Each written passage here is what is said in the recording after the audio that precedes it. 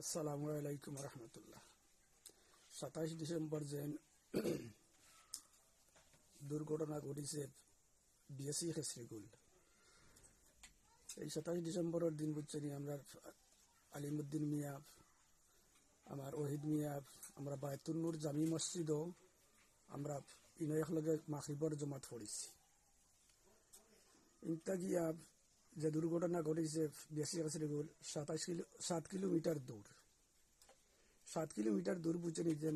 এই দুর্ঘটনা ঘটছে বুঝছেনি হুনিয়ার তান্ডে বুঝছেনি এতুর লগেও জড়িত করিয়া বুঝছেনি আসামি দিছেন,